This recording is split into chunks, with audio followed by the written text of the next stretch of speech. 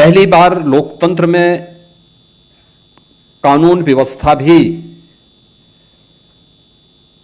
चुनाव का मुद्दा बन सकता हो और उसके माध्यम से आजादी के बाद पहली बार कोई सरकार अपना 5 वर्ष का कार्यकाल पूरा करने के बाद फिर से रिपीट कर सकती हो, यह उसी एफर्ट का परिणाम है जो 2017 से 22 के बीच में उत्तर प्रदेश के अंदर उत्तर प्रदेश पुलिस ने जो परिणाम दिखाए थे कि एक बिगड़े हुए, एक अराजक, दंगाग्रस्त, कर्फ्यूग्रस्त राज्य को बदला जा सकता है और उसे एक सेफ यूपी के रूप में आज हम समृद्धि की जिन ऊंचाइयों की ओर लेके जा रहे हैं, ये उत्तर प्रदेश की बीमारू राज्य से भारत के अर्थव्यवस्था का एक ग्रोथ इंजन बनने की दिशा में किए जाने वाले इस प्रयास की कड़ी सुरक्षा से ही प्रारंभ होती है। मैं हमेशा इस बात को बोलता हूं और मेरा मानना भी है, विकास की पहली शर्त होती है सुरक्षा। जब व्यक्ति सुरक्षित न हो, उसकी पूंजी कैसे सुरक्षित होगी, परिवार कैसे सुरक्षित होगा। और उत्तर प्रदेश पुलिस ने वह करके दिखाया है कि नहीं, ये संभव है। उत्तर प्रदेश भारत की आत्मा है और भारत की इस आत्मा को सजोने संवारने के लिए हम भी वह सब कुछ करेंगे जो नेतृत्व चाहेगा और वह पिछले 9 वर्ष के अंदर वह परिणाम हम सबके सामने आए हैं। आज का इस समारोह हमारे लिए महत्वपूर्ण इसलिए है कि 9 वर्षों में जो परिवर्तन देखने को मिला है, ओवरऑल परसेप्शन यूपी का जो चेंज हुआ है, इसके लिए कुछ कदम बढ़ाए गए थे, कुछ रिफॉर्म किए गए थे। ट्रांसफॉर्मेशन बगैर रिफॉर्म की नहीं हो सकते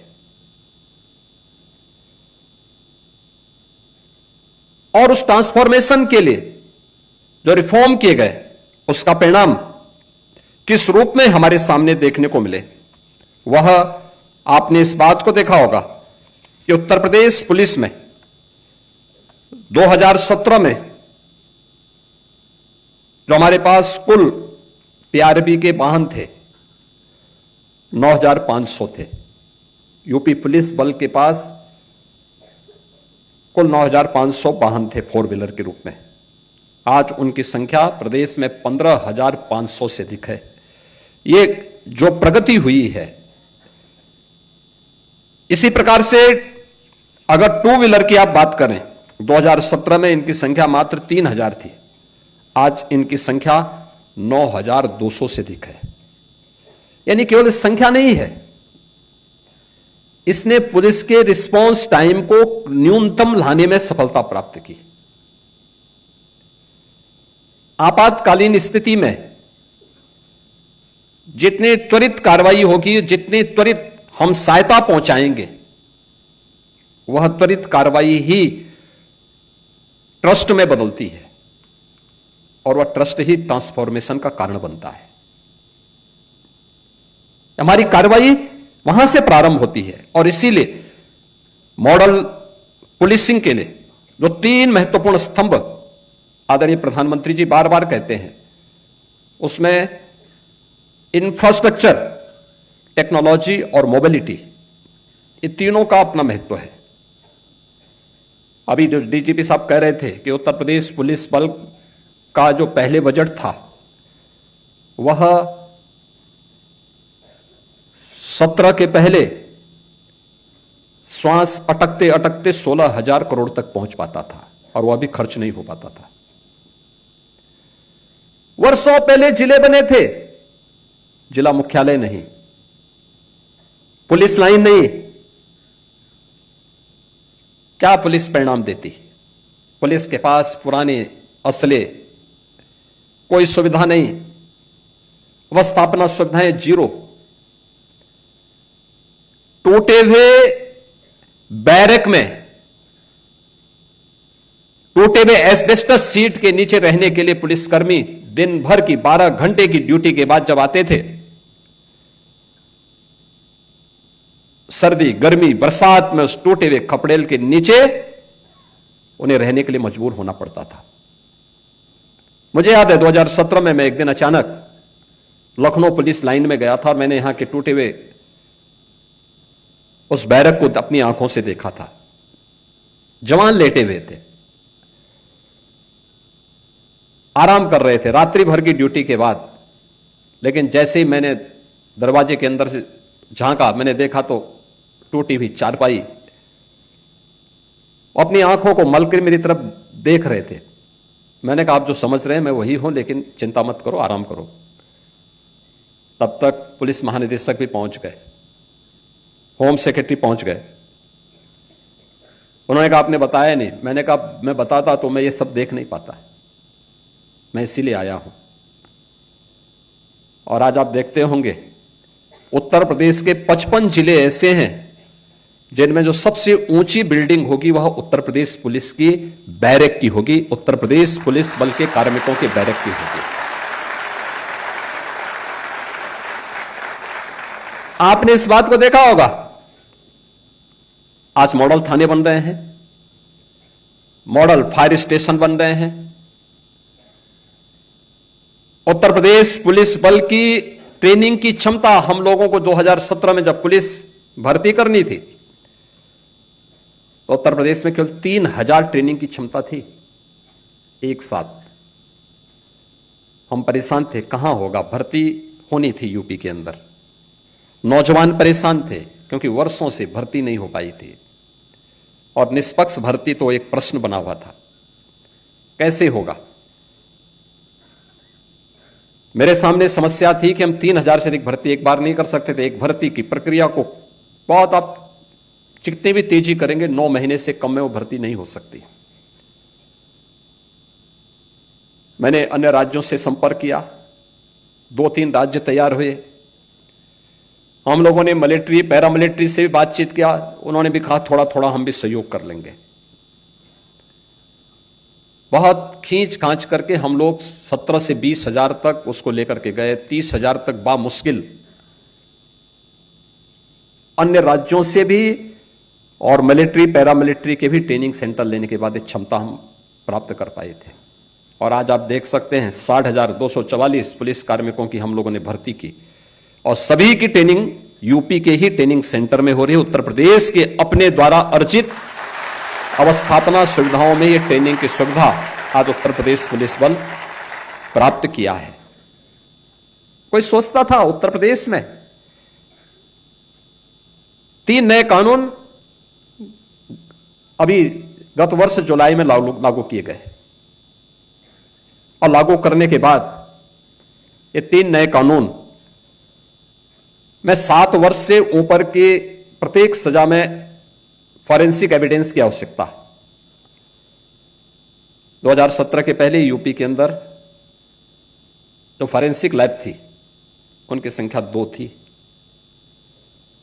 आज 12 फॉरेंसिक लैब हैं हमारे पास और भारत का वर्ल्ड क्लास फॉरेंसिक इंस्टीट्यूट भी यूपी के पास है, यूपी पुलिस का है।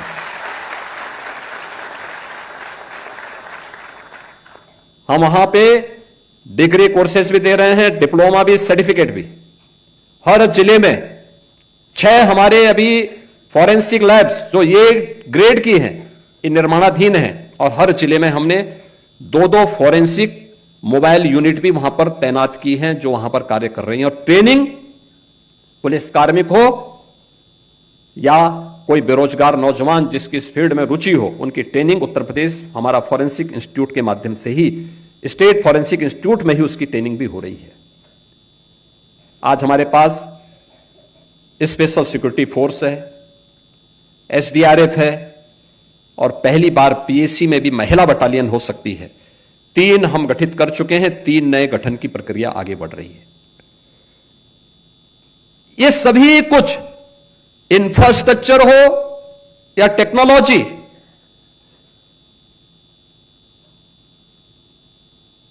या मोबिलिटी को आगे बढ़ाने के लिए जो प्रयास प्रारंभ किए, इन सबको मिलकर के जब एक साथ टेक्नोलॉजी, ट्रांसफॉर्मेशन एक साथ होता है, रिजल्ट आता है, तो वही कॉमन मैन के ट्रस्ट का आधार बनता है। आज हर बड़ा निवेशक क्यों यूपी में आना चाहता है, देश का हो या दुनिया का?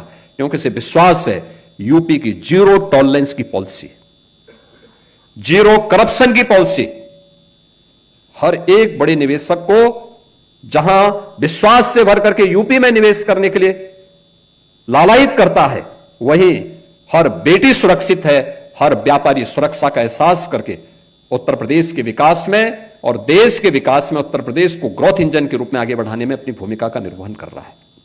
और इसी प्रक्रिया को आगे बढ़ाने की दिशा में आज जो प्रयास आगे बढ़े हैं, उसी के तहत बहुत कुछ कार्य पिछले 9 वर्ष के अंदर हम लोगों ने प्रदेश के अंदर प्रारंभ किए हैं। आपने देखा होगा 2,19,000 से अधिक हमने पुलिस कार्मिकों की भर्ती की, ये कभी नहीं हुआ। आज हमारे पास पर्याप्त मात्रा में पुलिस बल है, बड़ी से बड़ी चुनौती को हम फेस कर सकते हैं। पहले पुलिस थी ही नहीं। परिणाम क्या थे?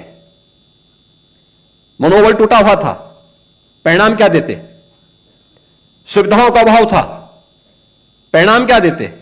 वह मनुष्य है, मशीन नहीं है कि लगातार 48 घंटे तक काम लें। लेकिन उस सब के बावजूद ये चीजें आज उत्तर प्रदेश के पास हैं। आज उत्तर प्रदेश पुलिस की डिमांड, पीएससी की डिमांड देश के अन्य राज्यों में भी होती है। और उस प्रक्रिया को आगे बढ़ाने के लिए आज मैं इस बात के लिए धन्यवाद दूंगा होंडा इंडिया फाउंडेशन को, जिन्होंने 50 अपनी क्विक रिस्पांस टीम की बाइक उत्तर प्रदेश पुलिस को उपलब्ध करवाने के लिए समारोह यहां पर आयोजित किया है। मैं धन्यवाद दूंगा होंडा इंडिया फाउंडेशन को कि उन्होंने उत्तर प्रदेश पुलिस की इस टीम को अपने इस फाउंडेशन के साथ जोड़ने और उत्तर प्रदेश पुलिस बल पर अपना विश्वास जो जताया है, मैं इसके लिए उनको उत्तर प्रदेश सरकार की ओर से धन्यवाद देता हूं। और मैंने इस बात के लिए विश्वास दिलाता हूं कि सुरक्षा के वातावरण में ही बेहतर व्यवसाय भी फलता फूलता है, उद्यम आगे बढ़ता है, युवाओं के लिए रोजगार के नए अवसर आगे बढ़ते हैं। और ये सोशल सिक्योरिटी जो इंडस्ट्री और इकोनॉमिक ग्रोथ की दिशा में प्रारंभ हुआ है, यह वहां से उसी कड़ी का हिस्सा है। आज यहां पे केवल एक 50 क्यूआरटी प्रदान करने का समारोह मात्र नहीं है। यह समारोह शासन का, प्रशासन का, इंडस्ट्री का और समाज का, हम सबका एक दिशा में सोचने की प्रक्रिया का, यानी हम सब जब एक दिशा में सोचते हैं तो विकास तेज होता है और विकास ही सबके विश्वास का कारण बनता है। और उस विश्वास का प्रतीक इस समारोह है, जो समारोह 50 क्यूआरटी को लेकर के आज यूपी पुलिस को होंडा फाउंडेशन के द्वारा प्रदान किया जा रहा है। मैं इस अवसर पर उत्तर प्रदेश सरकार की ओर से होंडा फाउंडेशन को हृदय से धन्यवाद देता हूं और उन्हें विश्वास दिलाता हूं उत्तर प्रदेश सरकार और उत्तर प्रदेश पुलिस अपने जीरो टॉलरेंस की नीति के तहत और जीरो करप्शन की उस नीति को प्रभावी ढंग से लागू करने के लिए पूरी प्रतिबद्धता के साथ कार्य करेगी और उत्तर प्रदेश को एक सेफ स्टेट और सेफ समृद्ध स्टेट के रूप में, भारत के ग्रोथ इंजन के रूप में प्रस्तुत करेगी। आप सबको इस अवसर पर मैं अपनी शुभकामनाएं देता हूं। धन्यवाद। जय हिंद।